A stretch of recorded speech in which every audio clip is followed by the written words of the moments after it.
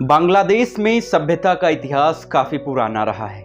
आज के भारत का अधिकांश पूर्वी क्षेत्र कभी बंगाल के नाम से जाना जाता था।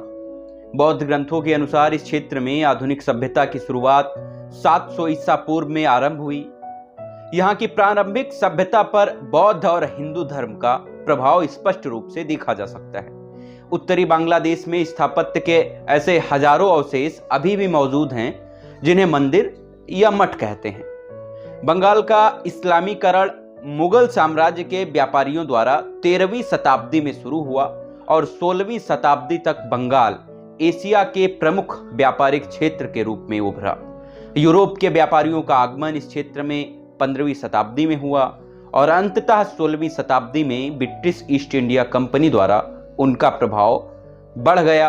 18वीं शताब्दी आते आते इस क्षेत्र का नियंत्रण पूरी तरीके से उनके हाथों में चला गया, जो धीरे धीरे पूरे भारत में फैल गया।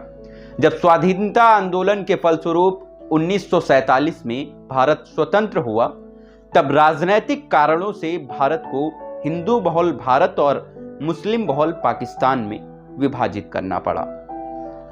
भारत का विभाजन होने के फलस्वरूप बंगाल भी दो हिस्सों में बंट गया।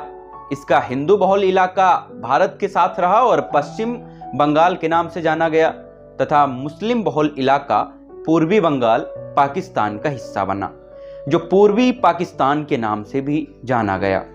जमींदारी प्रथा ने इस क्षेत्र को बुरी तरीके से झकझोर रखा था, जिसके खिलाफ 1950 में एक बड़ा आंदोलन शुरू हुआ और 1952 के बांग्ला भाषा आंदोलन के साथ जुड़कर यह बांग्लादेशी गणतंत्र की दिशा में एक बड़ा आंदोलन बन गया। इस आंदोलन के फलस्वरूप बांग्ला भाषियों को उनका भाषाई अधिकार मिला। 1955 में पाकिस्तान सरकार ने पूर्वी बंगाल का नाम बदलकर पूर्वी पाकिस्तान कर दिया।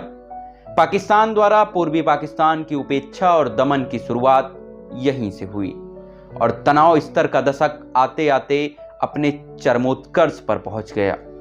पाकिस्तानी शासक याह्या खां द्वारा लोकप्रिय अवामी लीग और उनके नेताओं को प्रताड़ित किया जाने लगा, जिसके फलस्वरूप बंगबंधु शेख मुजीबुर रहमान की अगुवाई में बांग्लादेश का स्वाधीनता आंदोलन शुरू हुआ। बांग्लादेश में खून की नदियां बहीं, लाखों बंगाली मारे गए तथा 1971 के खूनी संघर्ष में 10 लाख से ज्यादा बांग्लादेशी शरणार्थी को पड़ोसी देश भारत में शरण लेनी पड़ी। भारत इस समस्या से जूझने में उस समय काफी परेशानियों का सामना कर रहा था और भारत को बांग्लादेशियों के अनुरोध पर इस समस्या में हस्तक्षेप करना पड़ा, जिसके फलस्वरूप 1971 का भारत पाकिस्तान युद्ध शुरू हुआ। बांग्लादेश में मुक्ति वाहिनी सेना का गठन हुआ, जिसके ज्यादातर सदस्य बांग्लादेश का बौद्धिक वर्ग और छात्र समुदाय था। इन्होंने भारतीय सेना की मदद गुप्तचर सूचनाएं देकर तथा गुरिल्ला युद्ध पद्धति से की। पाकिस्तानी सेना ने अंततः 16 दिसंबर 1971 को भारतीय सेना के समक्ष आत्मसमर्पण कर दिया।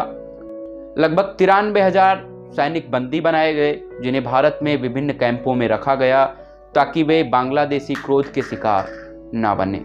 बांग्लादेश एक आजाद मुल्क बना और मुजीबुर रहमान इसके प्रथम राष्ट्रपति बने। यह बांग्लादेश की जानकारी आपको कैसी लगी, हमें कमेंट बॉक्स के जरिए आप जरूर बताएं। बांग्लादेश की पूरी जानकारी हम आपको कई पार्टों में देंगे, क्योंकि एक वीडियो में पूरी जानकारी देना थोड़ा मुश्किल था, क्योंकि वीडियो बहुत बड़ा हो जाता है। इसलिए बांग्लादेश के नाम से हम पार्ट 1, पार्ट 2, पार्ट 3 के नाम से बनाएंगे और वो वीडियो जल्द ही आपके सामने रखूंगा। फिर मुलाकात होती है एक नए वीडियो में, तब तक के लिए नमस्कार।